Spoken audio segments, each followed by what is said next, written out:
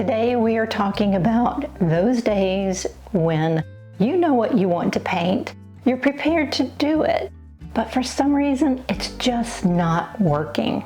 In fact, everything you try to paint is just a mess. This happens to everyone from beginner to professional. But there are some things that you can do to keep it from sabotaging your whole day and possibly your whole week. Welcome back, everyone. Now, I haven't said this in a few videos and we have a lot of new people here, so let me just say, my name is Teresa. I'm a surface pattern designer and a watercolor artist. And I'm so happy to have you all here. Bad art days are not about your skill level, and it's not about suddenly losing your skill. It's more about smaller things.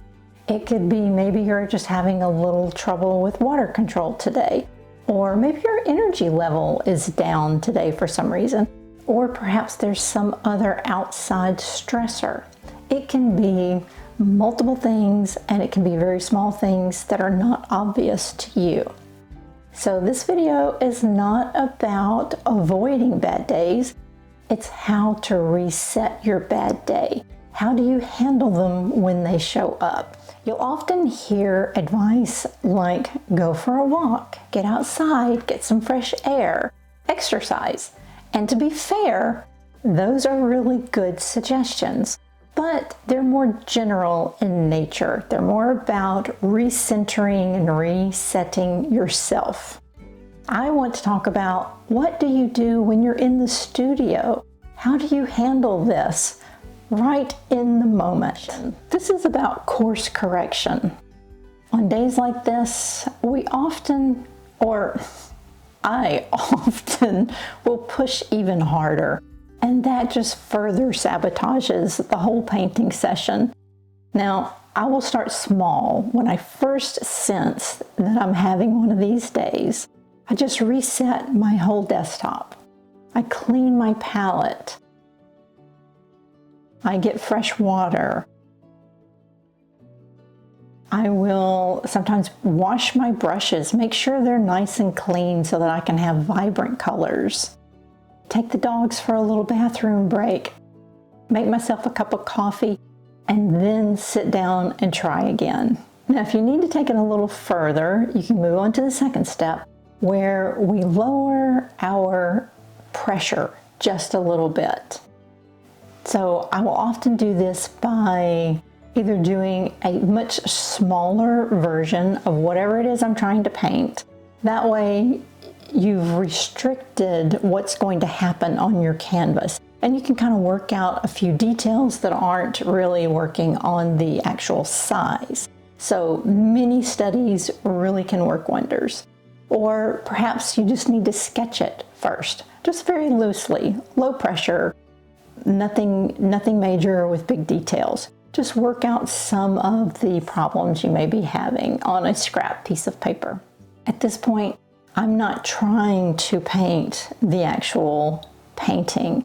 I'm just gathering information and allowing myself to work through some issues that I may be having. So now, if those two options did not work, I move on to step 3, where I walk away from that particular project.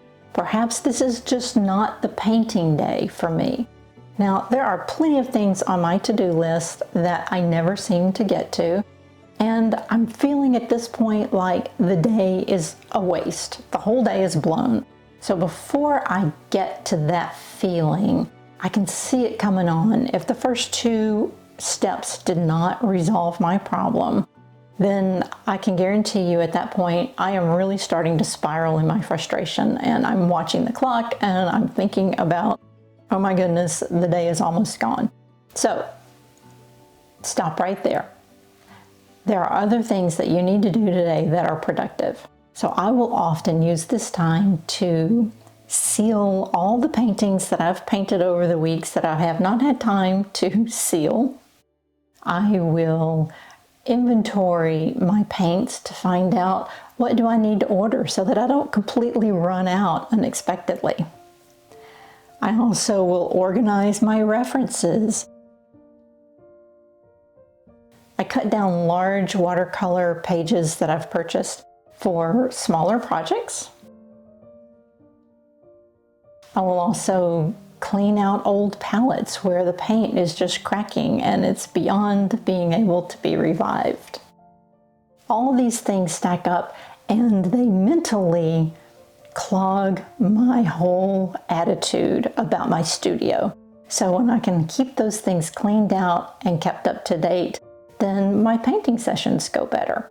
So really, I have now turned a day of I can't paint today into look at all the things I accomplished today. I think it's important to say that the one thing I desperately try not to do on days like this is pick up my phone and start scrolling through social media to see all the wonderful, beautiful things other artists have created.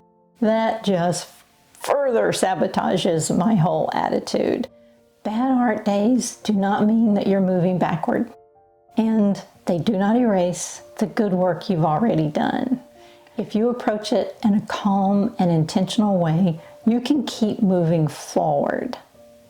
So if you're having a bad art day, you're not alone, and it is possible to turn it around. Well, I hope you found that helpful. If you have some tricks that you use to keep moving forward, pop them in the comments below and share them with us. Thanks so much, and I'll see you next time. And that only makes it worse. So in order to start,